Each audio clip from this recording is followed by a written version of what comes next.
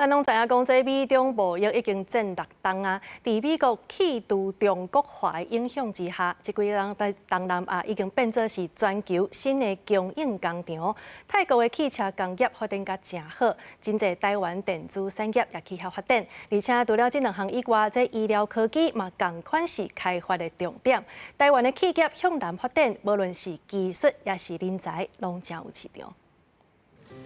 对中美贸易战开始，全球供应链移转，真侪跨国企业拢采取中国加一的策略，靠这个真侪人口加地理优势。东南亚这几年吸引真侪外资来投资设厂，经济成长因讲大爆发。最主要还是在欧美客人那边终端，那个下游客户端，他要求说，你们是要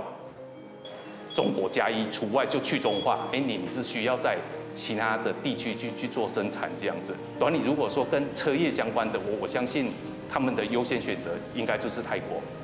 因为工厂员工500外个，研发人员就占200外人。电子科技是台湾真强的项目，除了汽车电子、医疗科技也是台湾跟泰国合作的重點嘅項目。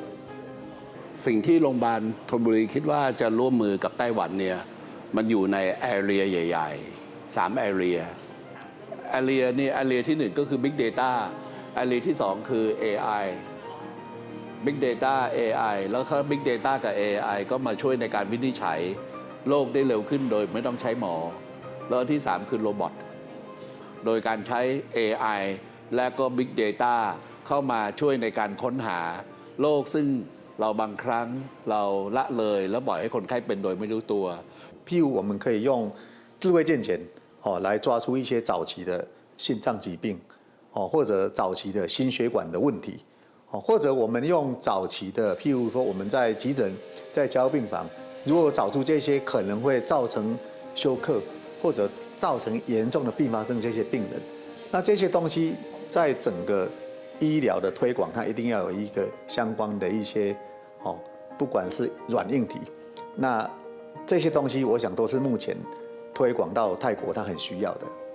加强产业的连接、深化合作。台湾市场规模较小，若是甲泰国伫经贸、技术、甲人才交流，会有更加多合作，那会使更加拓展更加大的国际市场，也使互世界看到台湾的竞争的实力。记者综合报道。